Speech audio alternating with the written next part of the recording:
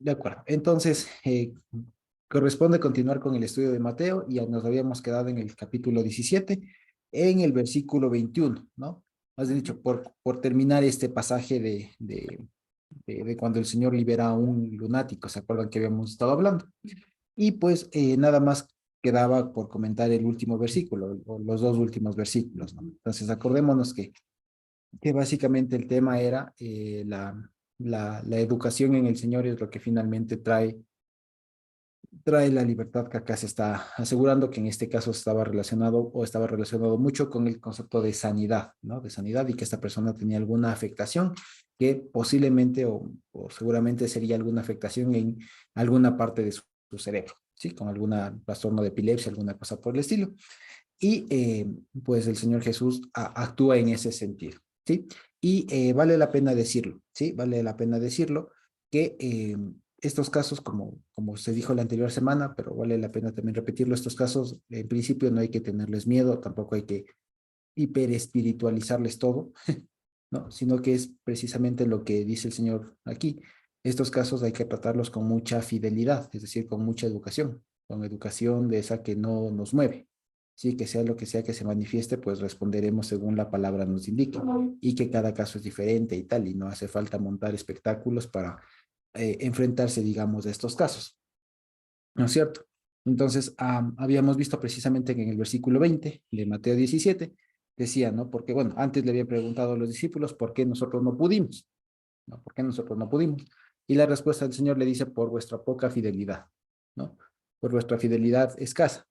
Y entendamos ahí, por vuestra educación, por vuestra eh, eh, fidelidad, por vuestra, ¿qué se diría? Por vuestro fundamento, por vuestro poco fundamento, diría, ¿no? Porque amén les digo que si tuvieran la fidelidad del grano de mostaza, dirían a un monte, pásate de aquí allá y se pasará y nada les será imposible. Entonces, claro, ahí se entiende, ¿vale? Entonces, en últimas, ¿vale? Para pensar en esto, que el tema del grano de mostaza, habíamos dicho que primero podría ser contraintuitivo, ¿no? Porque podríamos decir, el ejercicio que hacíamos aquí, ¿no? De pronto vale la pena enfatizarlo. A veces se dice, si tuvieras fe como un granito de mostaza, ¿no? Ahí está ahí la canción, ¿no? Resulta que esto en el contexto resulta contraintuitivo. ¿Por qué? Porque les dice hombres de poca fe. Entonces, si después le dice, si tuvieran la fe como un grano de mostaza, todavía es más pequeño. Entonces era contraintuitivo esto. Entonces, ¿qué le está queriendo decir?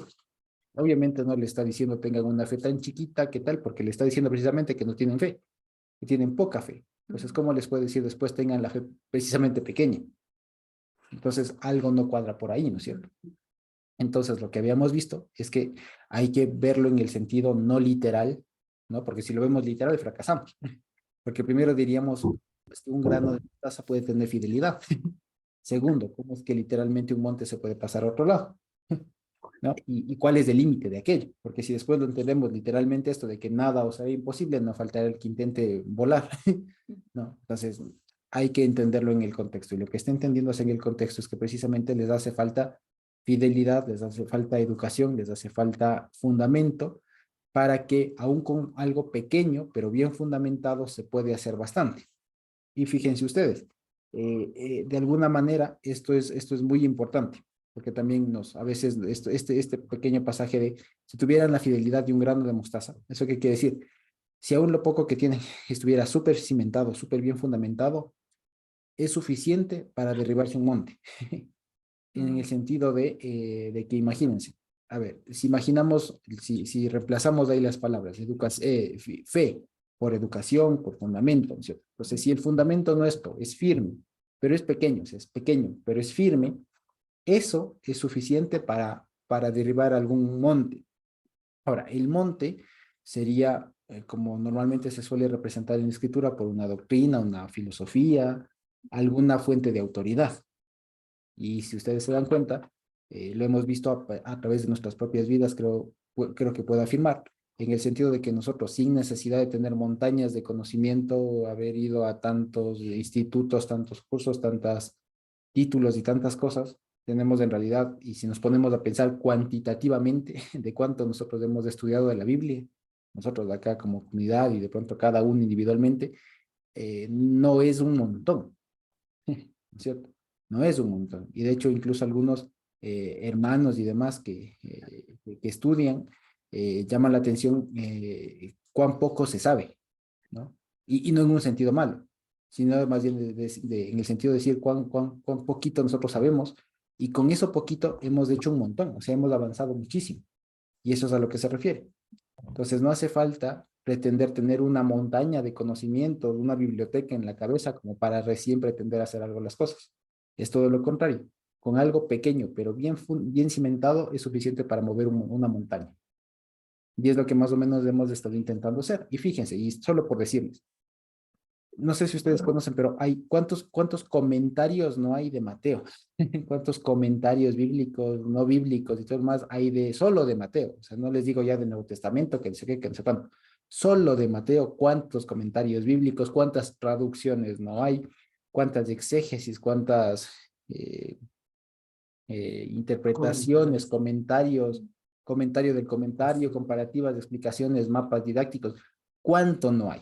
¿Ya? ¿Cuánto no hay? Pero fíjense, a veces todo lo que podríamos haber, digamos, adquirido a partir de esa montaña, resulta que a veces se viene abajo, ¿no es cierto? Se traspasa de un lado al otro cuando se tiene bien cimentada una semilla. Cuando la semilla del evangelio, que no es otra cosa que, o sea, el grano de mostaza, que no es otra cosa que el mensaje del Señor Yeshua, está bien cimentado. Y una vez que se tiene bien cimentado el mensaje del Señor Jesús, es fácil mover las montañas. Por eso es que, por ejemplo, para nosotros no es ninguna complicación o no nos da resultado de pronto muy difícil mover, por ejemplo, doctrinas que hay dentro del cristianismo, ¿no? Que la doctrina de la salvación, que no sé qué, que no sé cuánto. Entonces, con tener bien cimentado el granito de mostaza, con tener bien claro el grano de mostaza que es el Señor Joshua, las montañas simplemente se mueven, se adecuan a donde a donde ya la cuestión va diciendo. Entonces, fíjense, eso es a lo que se refiere, porque si no sonaría raro. Que les diga, hombres de poca fe, si tuvieran la fe como de un grano de mostaza, entonces, ¿a qué se refiere? ¿No? Entonces está diciendo de la educación, que hay que tener una educación mínima, pero bien fundamentada, bien cimentada, y que en función de esa educación, por así decir, suficiente, por decir mínima, pero suficiente, y súper bien fundamentada, luego las montañas con las que uno se enfrente pueden ser movidas, ¿ya? Se mueven, ¿vale? Y en últimas, dicho de otra manera, ¿qué significa esto de que las montañas se pasan o le dirán a un monte, pásate de aquí a allá y se pasarán? ¿Qué significa eso? Lo que dice acá, nada os será imposible, ¿ya? Nada os será imposible. Y en este caso, por ejemplo, en el caso en concreto, una montaña también entiéndase una dificultad en el camino. Porque, a ver, si nosotros estamos caminando en el plano, ¿qué es una montaña? Si yo quiero ir de un punto A al punto B y en el medio hay una montaña, ¿qué es eso? Es un obstáculo. Una Entonces, dificultad. exacto, una dificultad, muy bien, hermana Sonia. Es una dificultad. Entonces, si es que tenemos bien fundamentada la cosa, ¿no? Lo mínimo, digamos, lo suficiente, como diría en hebreos, ¿no? Los rudimentos, tenemos súper fundamentados de esas cosas y estamos caminando hacia determinado punto y vemos una montaña, es cuestión de decir, quítate. Es decir, no va a haber impedimentos para que nosotros podamos llegar a donde tenemos que llegar. ¿Vale? Eso pueden ser dudas, pueden ser problemas, pueden ser doctrinas, pueden ser un montón de cosas. ¿Vale? Y esto es importante por lo siguiente. Y dice el 21, que primero vale la pena decirlo. Este versículo parecería estar añadido, ¿sí? Este versículo parecería estar añadido. No sé si de pronto lo pueden ver en sus Biblias. En alguna tal vez no aparezca.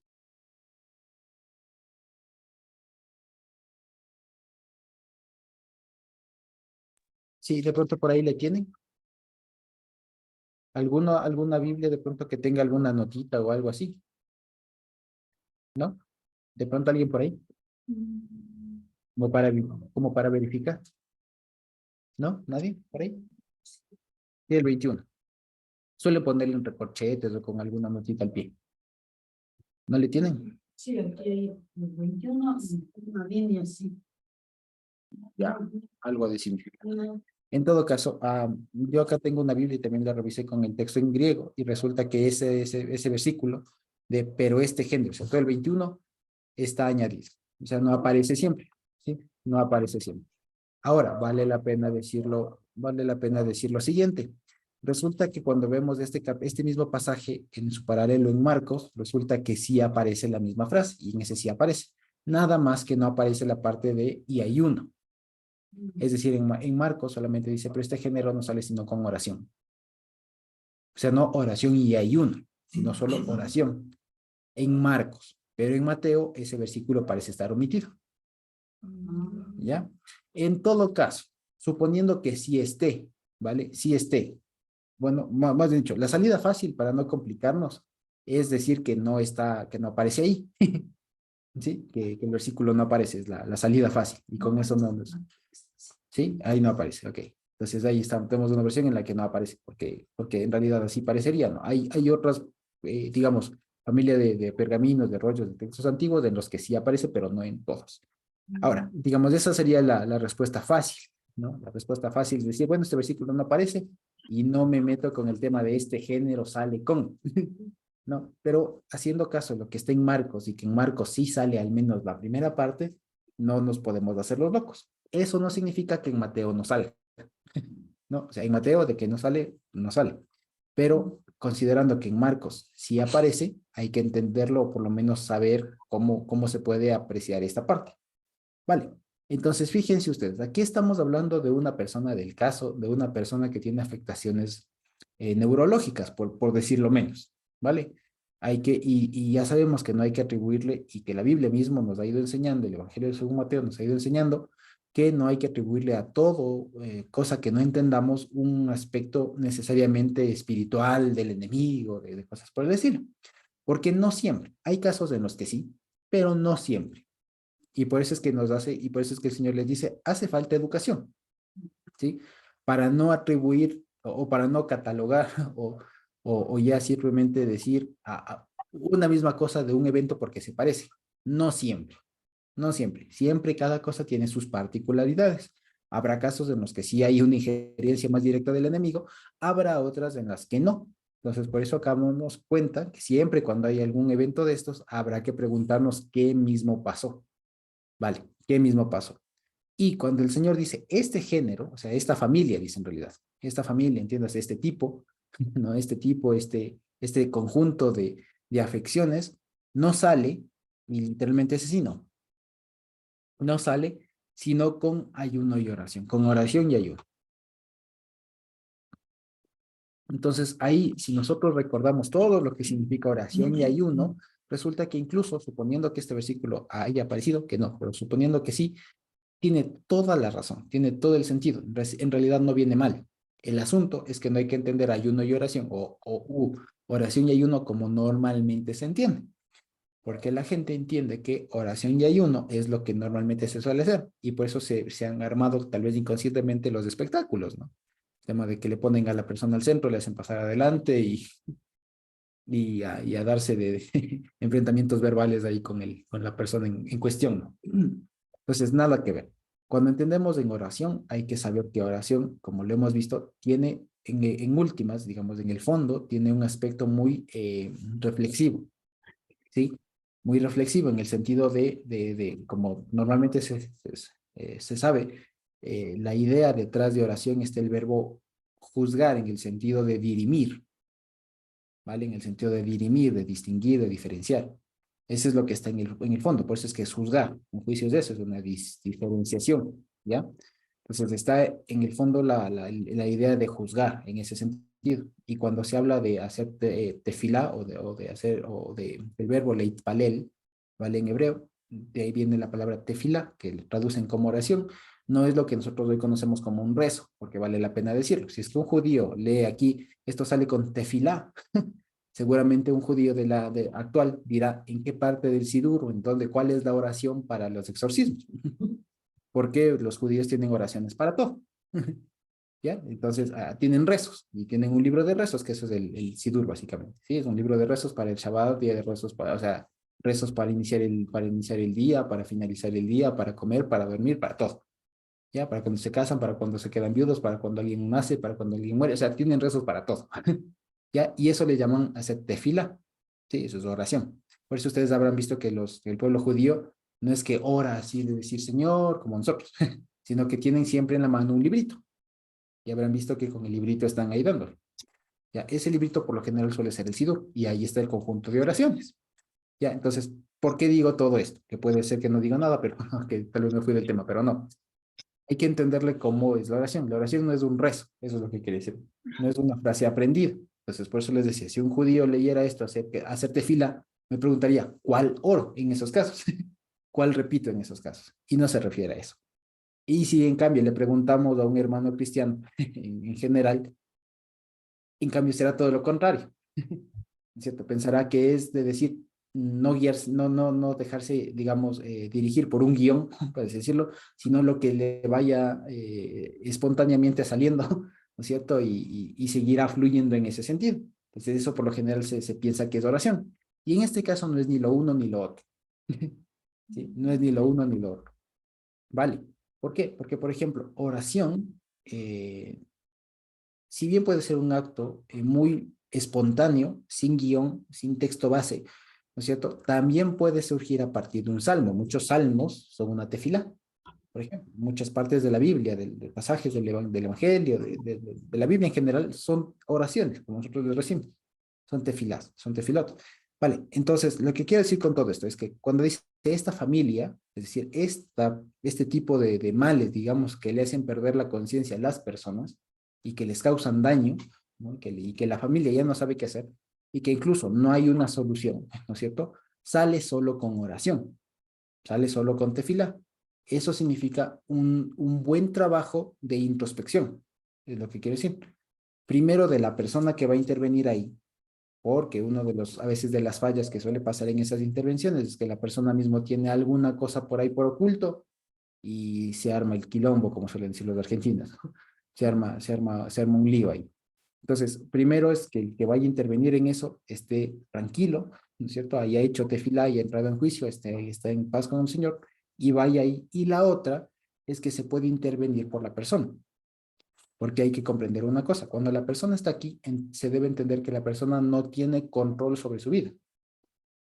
Y cuando le enfocamos así, se ve, ya nos damos cuenta que pueden entrar varios escenarios más allá del que aquí se describe como una influencia literalmente demoníaca, ¿no? Se pueden entender muchos más casos. Entonces, lo que aquí hay que ver es precisamente con una actitud muy reflexiva, muy consciente, y de entender la cosa, de entenderle el asunto, cómo va. Y ahí se entiende por qué le dice, esto sale con oración. ¿Vale? Es decir, esto merece una actividad muy reflexiva, muy de cranearle, como normalmente solemos decir. No es de ir nomás a la ligera, así decir, ya, yo te reprendo, sal.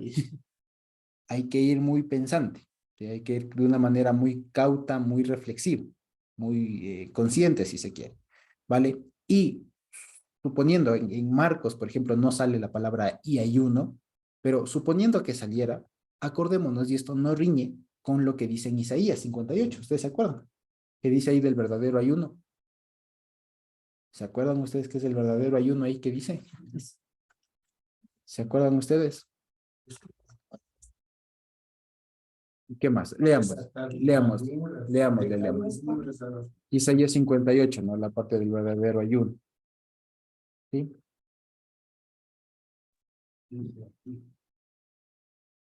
Es súper famoso eso, ¿no? De que, sí, Dice, verdadero ayuno. Clama a voz en cuello, no te detengas. Alza tu voz como trompeta y anuncia a mi pueblo su rebelión y a la casa de Jacob su pecado. Que me buscan cada día y quieren saber mis caminos como gente que hubiese hecho justicia y que no hubiese dejado la ley de su Dios. Me piden justos juicios y quieren acercarse a Dios. ¿Por qué? Dicen, ayunamos y no hiciste caso. Humillamos nuestras almas y no te diste por entendido. He aquí que en el día de vuestro ayuno buscáis vuestro propio gusto y oprimir a todos vuestros trabajadores. He aquí que para contiendas y debates ayunáis y para herir con el puño inicuamente no ayunéis como hoy, para que vuestra voz sea oída en lo alto. Es tal el ayuno que yo escogí, que aflija el hombre su alma, que incline su cabeza como junco y haga cama de silicio y de ceniza. ¿Llamaréis esto ayuno y día agradable a Jehová? ahí viene, ¿no? El 6. No es más bien el ayuno que yo escogí, desatar las ligaduras de impiedad, soltar las cargas de opresión y dejar ir libres a los quebrantados y que rompáis todo yugo, no es que para que partas tu pan con el hambriento y a los pobres errantes albergues en casa, que cuando veas al desnudo lo cubras y no te escondas de tu hermano, entonces nacerá tu luz como el alba y tu salvación se dejará ver pronto e irá tu justicia delante de ti y la gloria de Jehová será tu retaguardia. ¿Ya? Entonces, fíjense, como les decíamos, ¿no? Entonces, como veíamos, en Mateo 17, en principio, si bien esta parte del versículo 21 parecería estar añadida, aún si lo considerásemos, no riñe con lo que dice la Escritura. Solo hay que, digamos, delimitar bastante los conceptos. Sí, eso es todo. Entonces, una vez que entendemos o tenemos más claro lo que es hacer oración y lo que es hacer ayuno, entonces ya entendemos por qué el Señor diría, en todo caso, que este género, esta familia de males, digamos así, de afecciones, que le privan a la persona del control sobre sí, solamente salen con oración y con ayuno. ¿Sí? No sé si con eso ya quedó más claro. ¿Sí? En el sentido de que oración es una actividad muy reflexiva, primeramente de uno, de ponerse a cuentas, de ponerse a pensar que el Señor revele, etcétera, etcétera, ¿no es cierto? Y también el ayuno en el sentido de no solo dejar de comer, sino de hacer cosas. O sea, más bien dicho, el ayuno no es otra cosa que dejar de hacer algo para enfocar esa energía en otra cosa. Eso es ayuno. Porque eso es lo que le dicen, ¿no? ¿El ayuno qué es? Que ustedes dejen de hacer algo y se pongan ahí a morir. No, el ayuno es dejar de comer para utilizar ese tiempo, esa energía, en hacer otras cosas productivas. Eso es el ayuno, en pocas palabras. ¿Sí? Eso es el ayuno. Entonces, ¿por qué? Porque es una cuestión muy energética. Ustedes saben que el cuerpo, cuando come, se pone a trabajar el estómago, todo el sistema digestivo, ¿no? Y endocrino y todo lo demás. Se pone a trabajar para descomponer los alimentos que nosotros comemos en forma de comida, frutas, etcétera. Los descompone y eso a la final los transforma en energía, ¿no es cierto? En ATM y todo lo demás. ¿Sí? Entonces, ATP, sí, adenosine-trifosfato. Sí, entonces lo descompone en energía, ¿vale? Entonces lo que dice es, cuando ustedes ayunen, se entendería que tienen una parte de energía disponible y tiempo además, más que energía, tiempo para destinarlo a otras actividades. Entonces, el tiempo que ustedes se pueden dedicar a comer, que ahora nos dan una hora para comer, antes era más, ¿no? En los trabajos nos dan una hora, a veces menos, ¿no es cierto? Entonces, del tiempo que ustedes se dedican o pueden invertir en comer, mejor dedíquense a hacer otras cosas. Eso es más productivo que ustedes se pongan tristes y todo lo demás. Entonces, fíjense, ahí se entiende por qué, en todo caso, diría eso.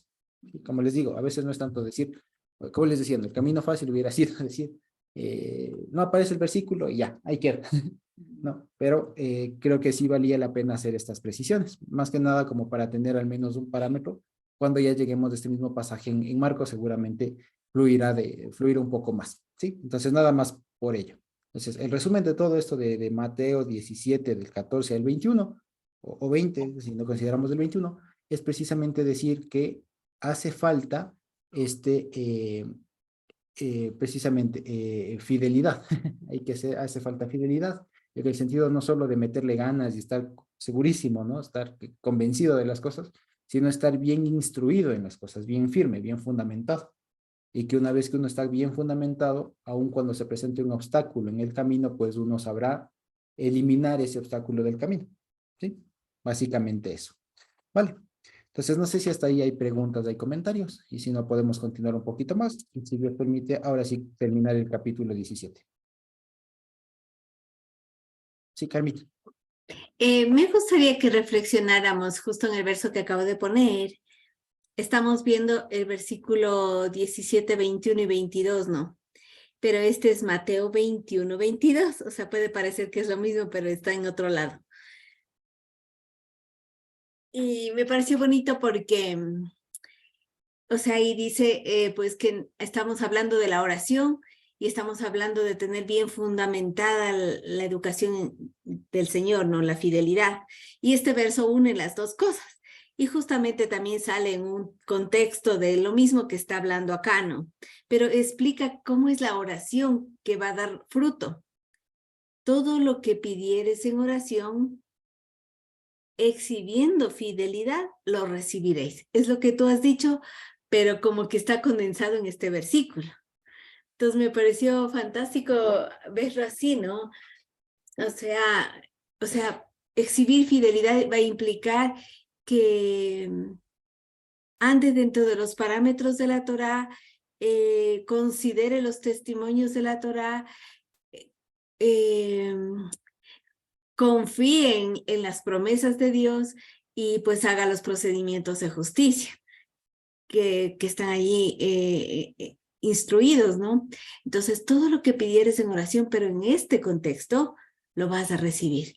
Entonces, o sea, no hay duda. Entonces, uno cuando viene a pedir oración, normalmente es, Señor, sánale, por favor, Señor, dame esto, Señor, aquello, pero si estas situaciones no enmarcamos dentro de la instrucción de la escritura, no, nuestras oraciones son como nada, pero si las enmarcamos, ya está hecho, ya está hecho. Entonces dice, porque has pedido,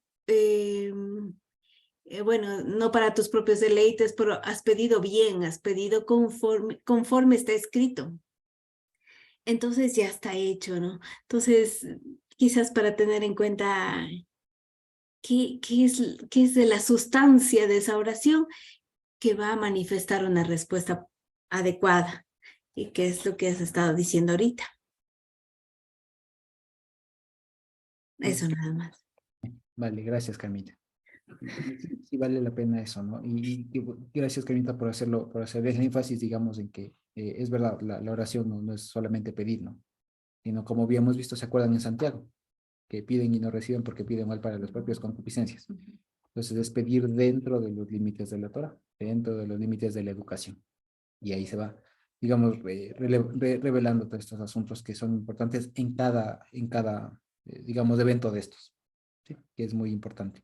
Sí, vale. Entonces, si de pronto tenemos otra pregunta, otro comentario, podemos continuar y Dios permita terminar el capítulo 17.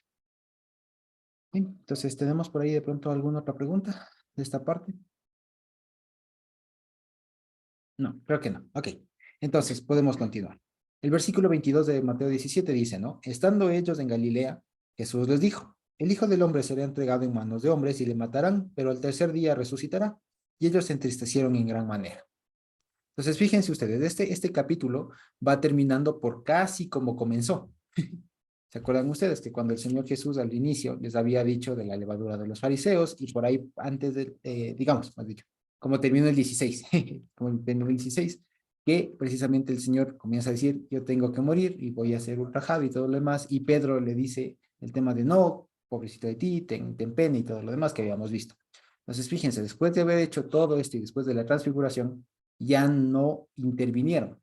A pesar de que se entristecieron, los discípulos parecería que al menos se quedaron ya con la duda, digamos, ¿no? Entonces creo que esto es como un avance, ¿sí? Básicamente eso. Ahora, no dejamos, digamos, no es por menos que se deje de mencionar, como el Señor aquí siempre se refiere, ¿no? El Hijo del Hombre será entregado en manos de hombres, ¿sí? Y le matarán, pero el tercer día resucitará, ¿sí? Y es algo interesante porque, y aquí quería comentar una cosita, ¿sí? El verbo resucitar, ¿nosotros qué le entendemos? ¿Qué entendemos por resucitar?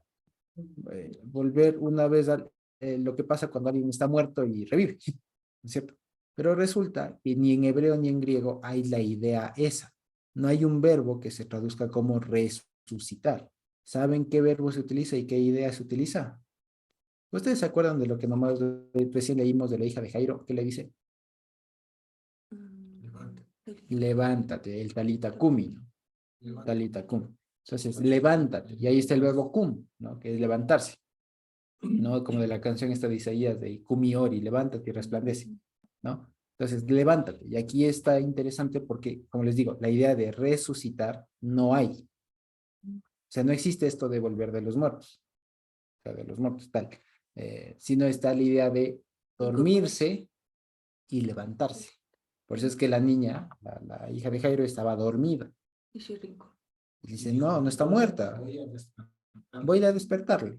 Pero claro que estaba sin vida, estaba sin vida. Pero para que vean cómo piensa el Señor y cómo debemos pensar nosotros. Cuando alguien fallece, y al menos si es en el Señor, no está muerto, está durmiendo. está esperando el juicio. Ha de venir el Señor y le ha de levantar, ¿sí? Le ha de incorporar. Entonces, por eso es que aquí dice, pero al tercer día se incorporará, se levantará. Para que, ¿por qué hago este énfasis que puede ser un poco rebuscado tal vez? Pero es bueno que lo tengamos por las palabras, digamos, porque en el fondo, resurrección, es como que nosotros nos imaginamos que está como que su almita está todavía como que bien profundo adentro en algún lugar, ¿no? Y cuando le resucita es como que Dios trae de vuelta eso y le hace vivir. Y no, resulta que el cuerpo es lo que vuelve a vivir, digamos, a tener su funcionalidad completa. ¿Sí? Entonces, lo que dice es, el Hijo del Hombre, este cuerpo, va a morir. Ustedes van a ver sin ánimo, o sea, sin movimiento, le van a ver inerte. Pero no se preocupen porque al tercer día se levanta. Y eso ya nos debe instar mucho a nosotros a cambiar el concepto. ¿Sí? Y les digo, es cierto que el Señor resucitó, pero más que más que resucitar, es bonito entenderle como que se despertó. Y es lo mismo que si es que alguno de nosotros llega a fallecer antes de que el Señor venga, no ha muerto. Por eso dice, ¿por qué lloran como por los que fallecen, por los que duermen? ¿No? Como por los que no tienen esperanza. Fíjense, eso es muy bonito cómo utiliza el Evangelio este lenguaje. Por los que duermen. Entonces, los que duermen, los que se acuestan, ¿no? Los que se acuestan serán después levantados. Entonces, fíjense cómo se maneja ese idioma, ese lenguaje. Para nosotros ya hay un verbo para eso, que es resucitar, ¿no? Que es regresar de los muertos. Pero es que tiene esa idea, quiere decir, tiene esa idea de regresar de los muertos. Y no, es que estaba dormido y se ha despertado. Ha sido despertado. ¿Sí? Esa idea. Vale. Entonces, vamos al 24 hasta el 27. ¿Sí? Dice, cuando llegaron a Capernaum, vinieron a Pedro los que cobraban las 2 dracmas. ¿Sí? De pronto hay en alguna otra versión debe decir didracma. Didracma no es otra cosa que dos dracmas, ¿no? Porque el prefijo di en griego es dos, ¿no? Es dos, ¿sí? Cobraban la didracma, ¿no es cierto? Y le dijeron, ¿vuestro maestro no paga las 2 dracmas? Y él dijo, sí. Y al entrar él en casa, Jesús le habló primero diciendo, ¿qué te parece, Simón? Los reyes de la tierra, ¿de quiénes cobran los tributos o los impuestos? ¿De sus hijos o de los extraños? Pedro le respondió, de los extraños. Jesús le respondió, luego los hijos están exentos. Sin embargo, para no ofenderles, ve al mar y echa el anzuelo y el primer pez que saques, tómalo y al abrirle la boca hallarás un estatero y tómalo y dáselo por mí y por ti. Vale. Entonces, primero resulta que aquí hay algo interesante, ¿no? Que primero que están en Capernaum, están en el norte, ¿no? Están en el norte alrededor del mar de Galilea. Y resulta que se da este escenario de que los que cobran las 2 dracmas, ¿no? Dice, le van a pedir a Pedro por el Señor Jesús. Ahora, estuve un poco viendo qué significaba esto de las 2 dracmas y demás.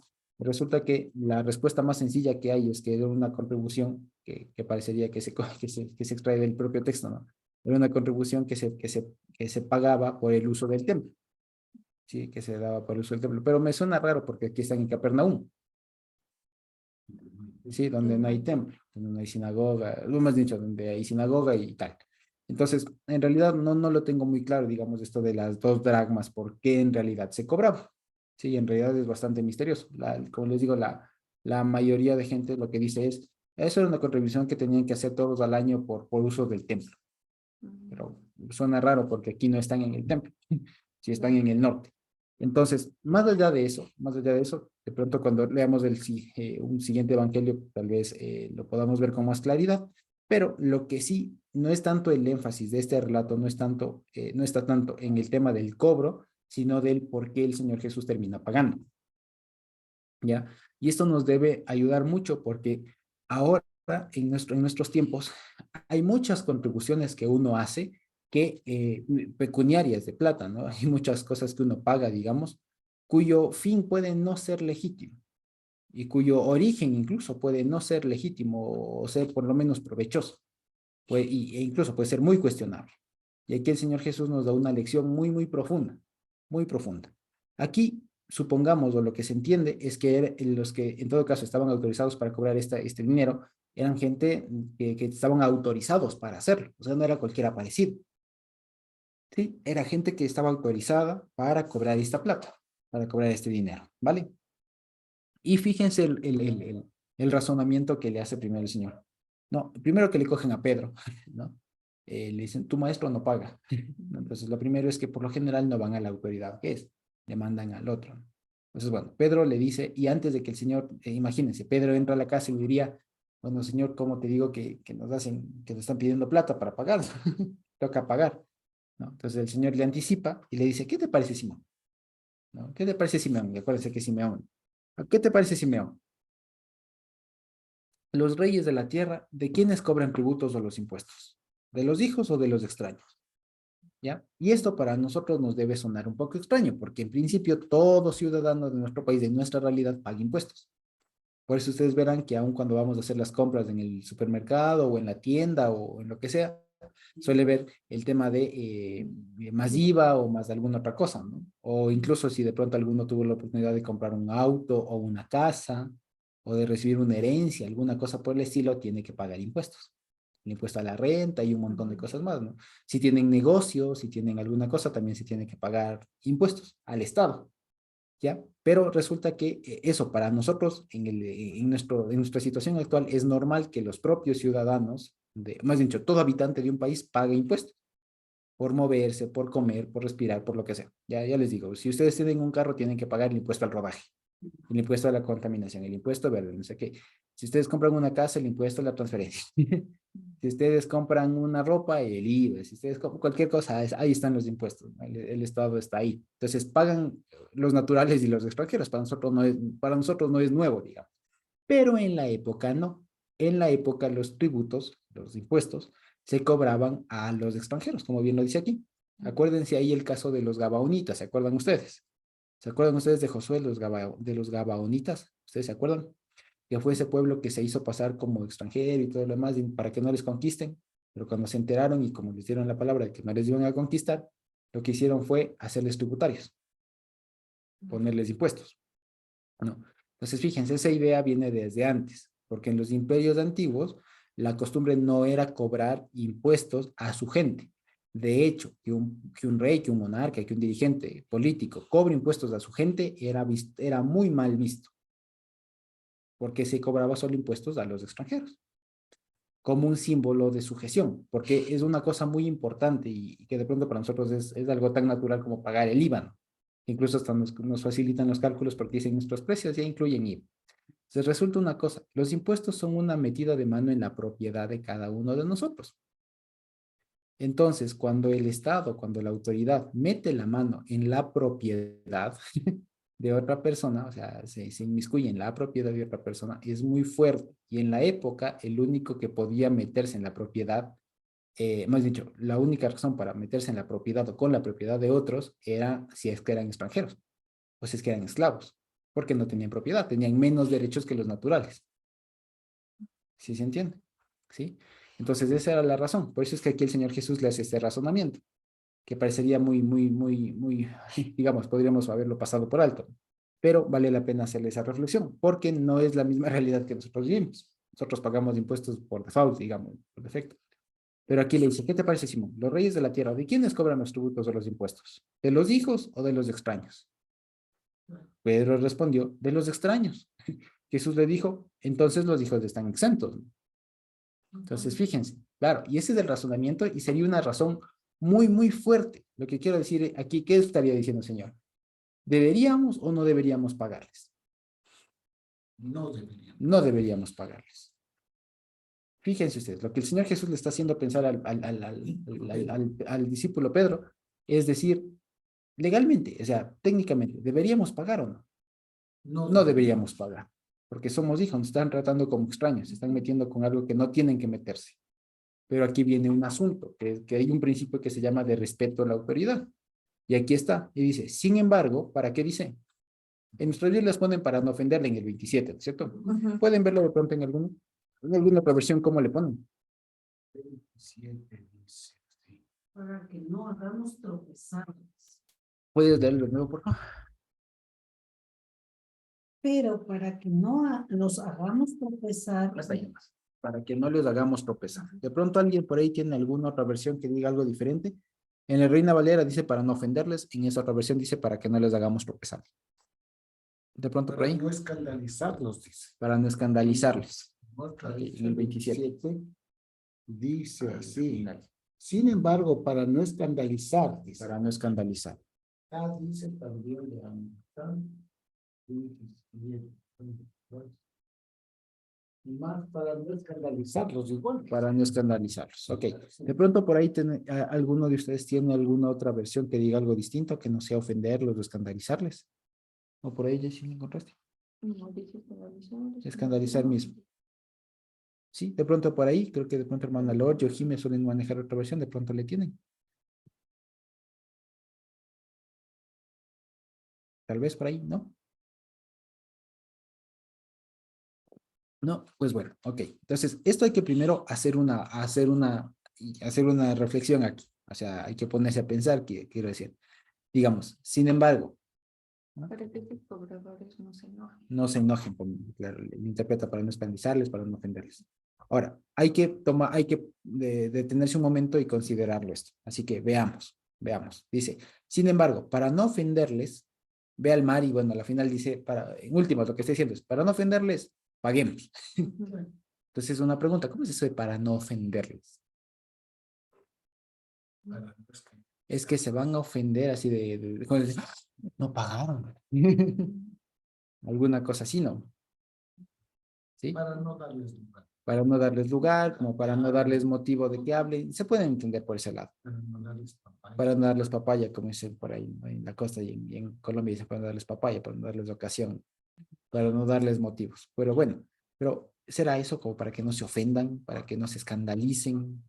Tiene sentido, pero también me llamó la atención esto de que literalmente ahí el verbo es para no ponerles lazo, o sea, trampa, como dice en esa versión, para no hacerles caer, para no hacerles tropezar.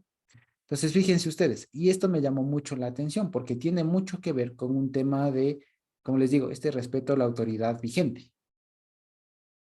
Porque aún, lo que quiero decir, más allá del valor y más allá de todo, del milagro incluso de que vaya y pesque el primer pez que encuentre y ahí esté la plata que se necesita, ¿no? Más allá de eso, que sí es milagroso y tal, pero lo que está aquí en el fondo es un respeto a la autoridad. Y es que el Señor Jesús nos enseña una razón de fondo, más allá que lo de si es justo o no es injusto, ¿vale? Lo que me mandan a hacer, que hay momentos en los que conviene obedecer. Hay momentos en los que conviene obedecer. Entonces, fíjense ustedes, y esto no estamos hablando del mundo, ¿vale?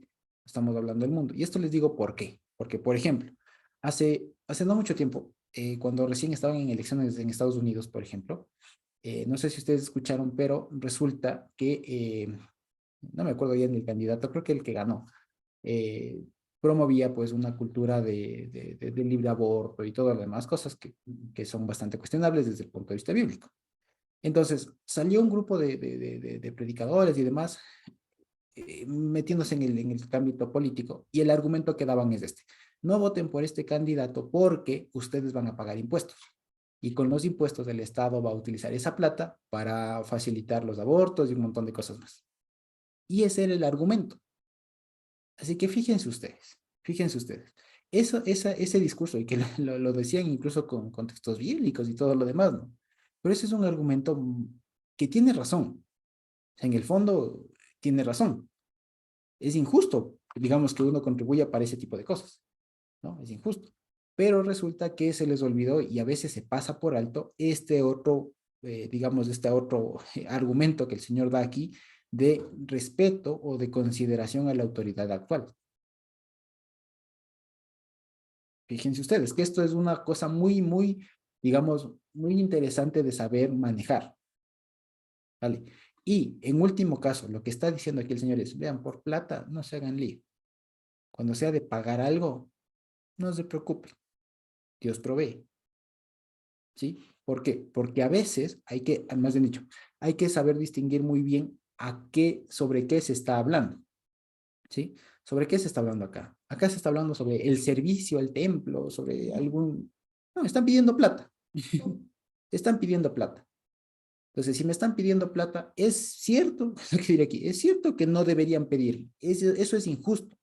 ¿vale? Eso es injusto. Nadie está diciendo que no lo sea. Pero en el fondo es solo plata. Es solo plata. Y cuando se trate solamente de dinero, pues no hay problema. Dios te da para pagar eso. Y listo. ¿Ya? Y no nos tenemos que hacer lío con este tema, porque imagínense ustedes aquí, ¿qué les parece en cambio con la dirección de Jesús? No. ¿Qué les parece a ustedes si el Señor se aferraba aquí? No, es que es injusto y tú, Pedro, no pagues. ¿Por qué? Claro, ¿por qué vamos a pagar si yo soy hijo?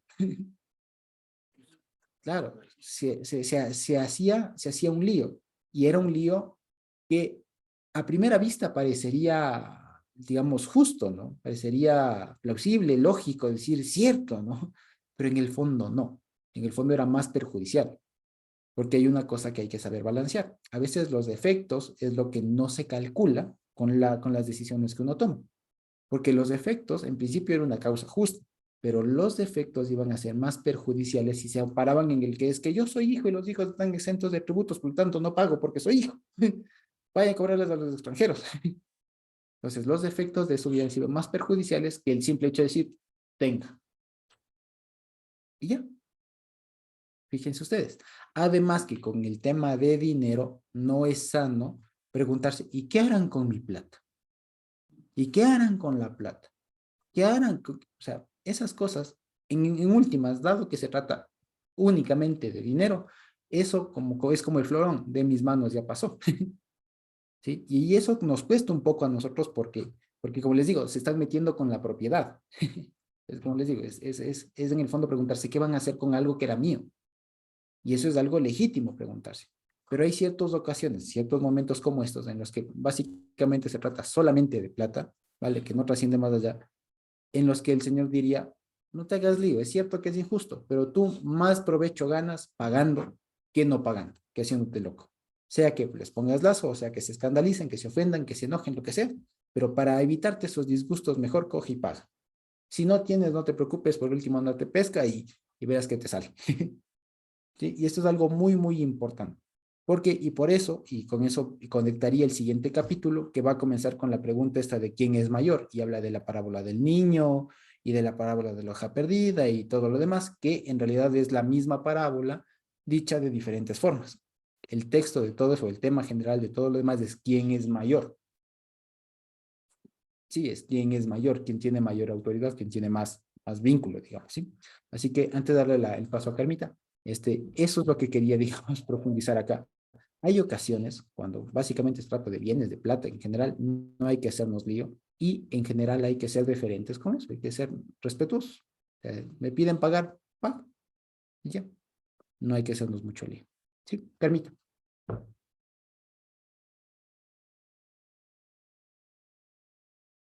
¿Y Carmita? Perdón, ya.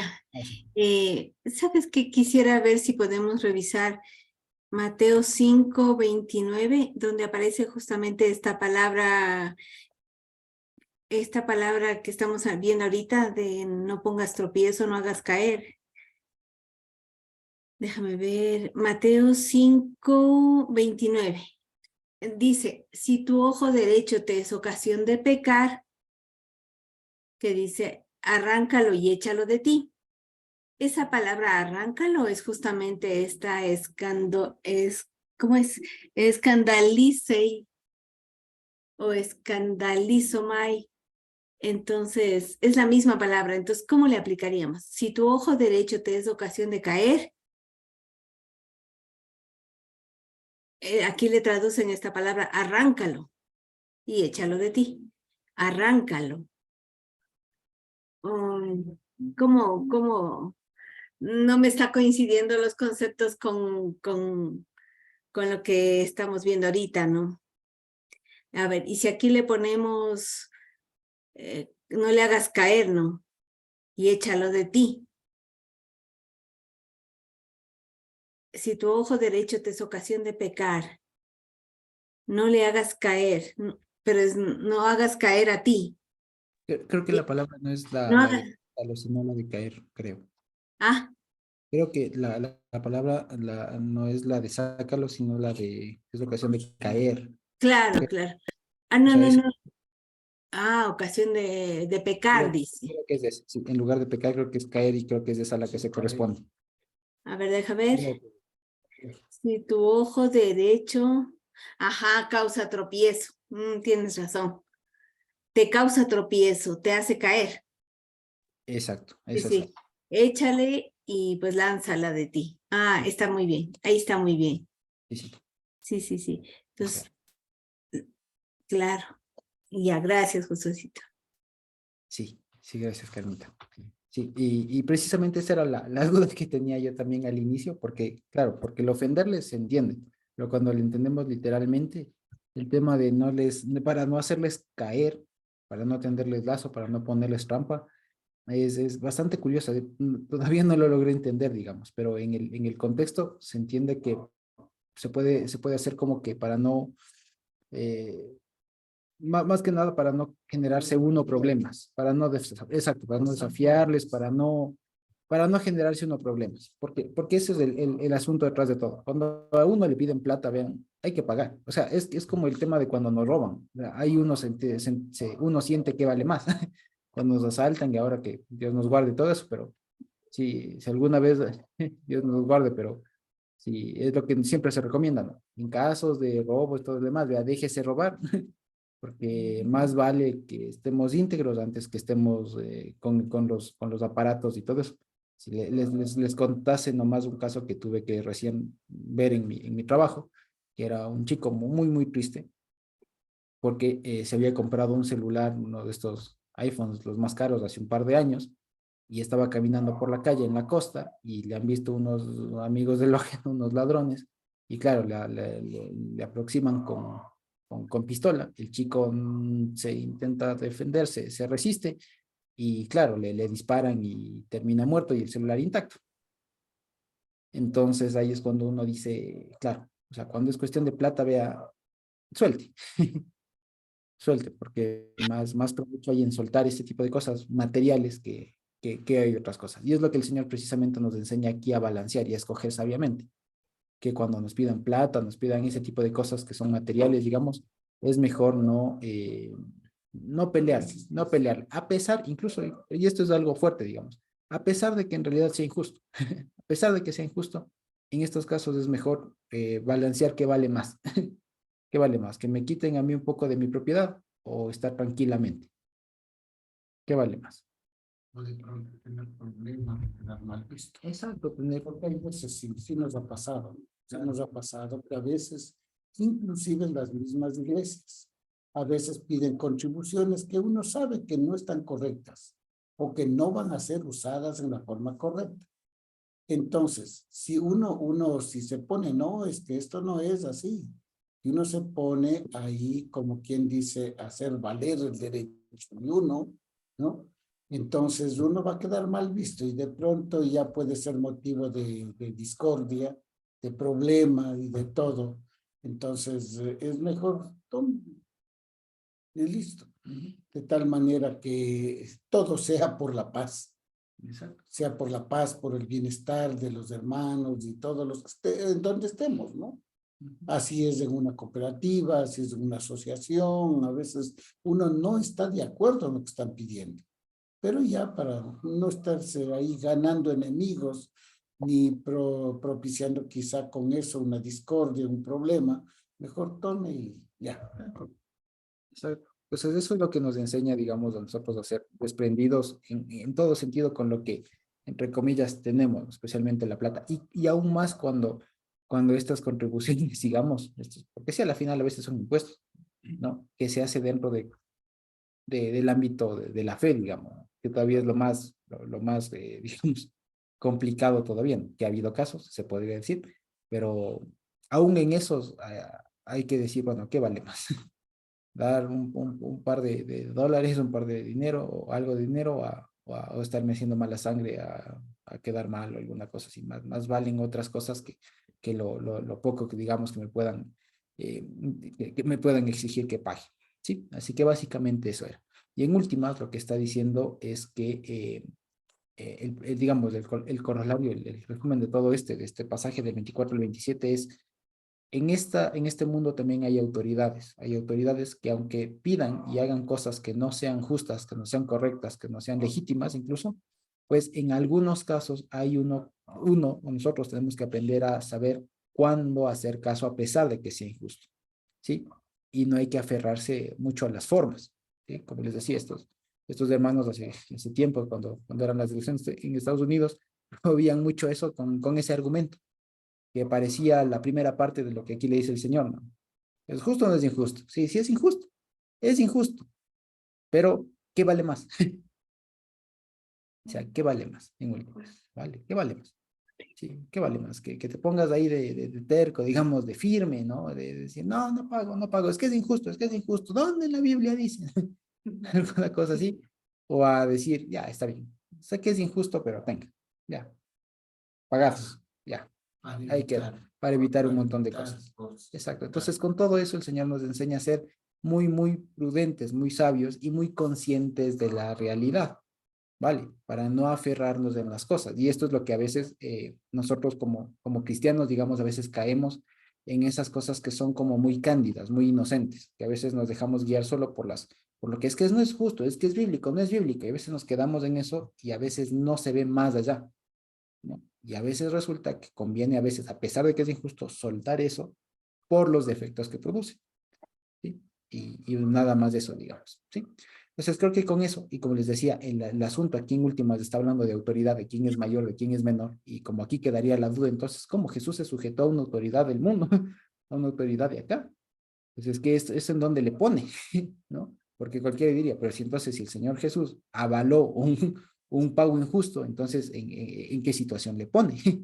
¿No? Una situación muy complicada. Entonces aquí lo que nos va a comentar, lo que nos va a comenzar a relatar y enseñar de una y varias formas, al menos de 3 o 4 formas, es el capítulo 18, es precisamente que el mayor no es el que manda, el mayor es el que sirve, ¿sí? Así que con eso se soluciona, digamos, este pequeño dilema que podría resultar de acá, ¿sí? Para nada más barajar todas las opciones, ¿sí?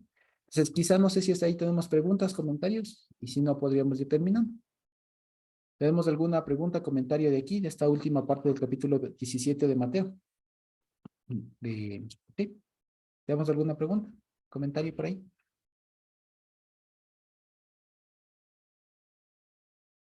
No, vale. Entonces creo que podemos ir terminando. Ah,